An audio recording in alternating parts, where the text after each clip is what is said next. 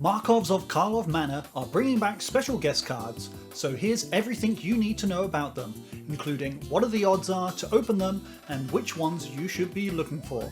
Let's jump into it. In both play and collector boosters, there is a small chance that the common slot will be replaced by a special guest card or a card from the list. Special guest cards are reprints from Magic's past with brand new artwork, often reflecting the themes from the set they are a special guest of. Whereas cards from the list are just simply reprints from a pool of 40 cards that also change with each set, that simply have a Planeswalker symbol in the bottom left corner. For both, these cards are only playable in the formats they're currently legal in, but if you do happen to open one during a limited event like pre-release or draft, they will be legal for that event. Now, what are the actual odds of opening these cards? Well, in the new play boosters, a card from the list can replace a common 10.9% of the time, whereas a special guest card replaces it 1.56% of the time. And in these packs, the special guest cards and the list cards will always be non-foil. To get your hands on a foil special guest card, you can only find them in collector boosters, and they appear in the traditional foil booster fun, rare or mythic slot. However, they only appear 3% of the time. So this means if you buy a booster box of play boosters, which come with 36 packs, on average there's only 0.56 special guest cards per box. So for every 2 boxes you open, you're only likely to see 1 special guest card. And if you buy a collector box, which comes with 12 boosters, on average you'll likely see 0.36 foil special guest cards. Basically only 1 in every 3 boxes. So there are the odds. Now let's rank the 10 cards you can open. These ranks are done with Commander in mind, but I'll mention their relevance for other formats too.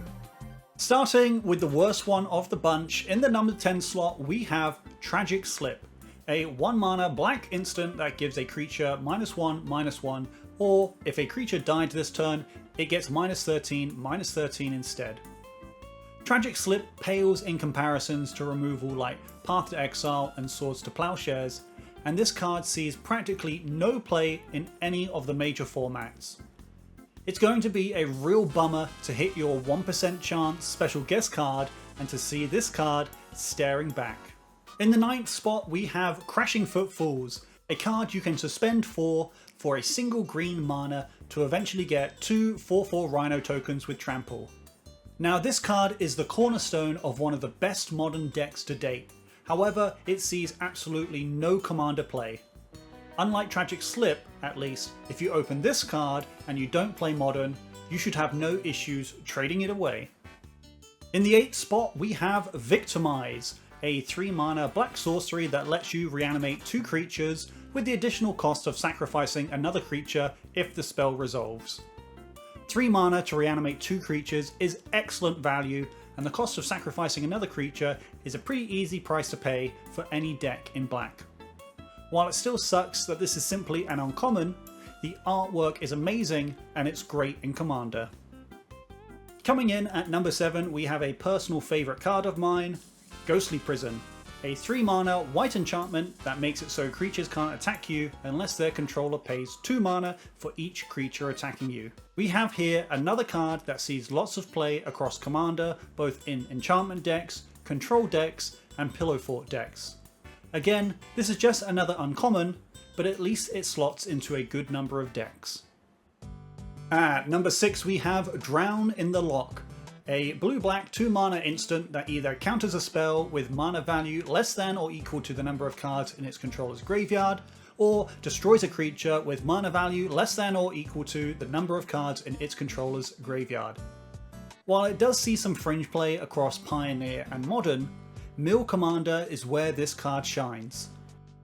The flexibility of being able to counter a spell or destroy a threat all for just 2 mana is not to be underrated, and I would not be disappointed opening up one of these. In the number 5 spot we have Tireless Tracker, a green 3 mana 3/2 that generates a clue on landfall and gets a +1/+1 counter whenever you sacrifice a clue, While not the powerhouse it used to be, Tireless Tracker is an excellent card that easily slots into token or landfall decks running green. And of course, with Karlov Manor being released, the clue theme is back in full swing and is a must-have there.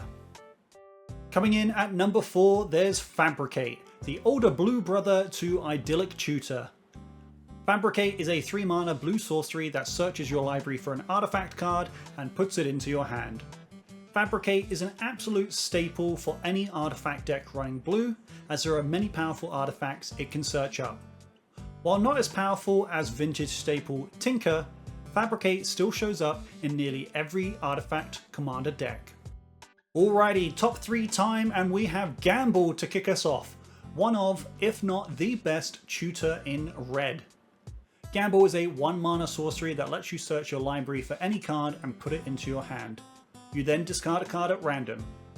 Gamble is a must-have card for any red deck that needs to find a key card.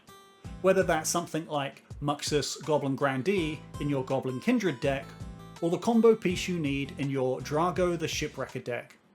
And while the drawback of the card could be disastrous, you simply just need to know when to hold them, know when to fold them, know when to walk away, and know when to run. At number 2 we have Show and Tell, an extremely powerful 3-mana blue sorcery where each player may put an artifact, creature, enchantment, or land from their hand onto the battlefield.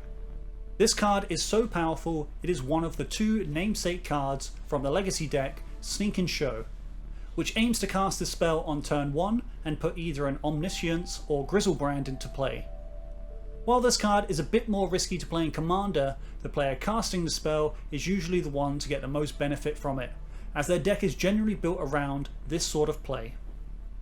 And finally, the best card from this set's special guest cards is easily Field of the Dead. This unassuming, colourless tap land creates a 2/2 zombie for every time you play a land when you control 7 or more lands with different names. Controlling 7 differently named lands is certainly not a hard task considering all the non-basic lands nearly every commander deck plays.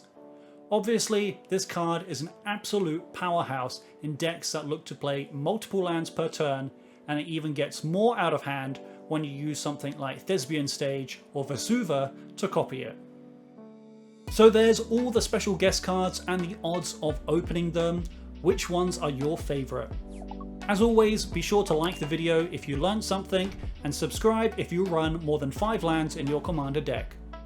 Thanks for watching, and I'll see you in the next one.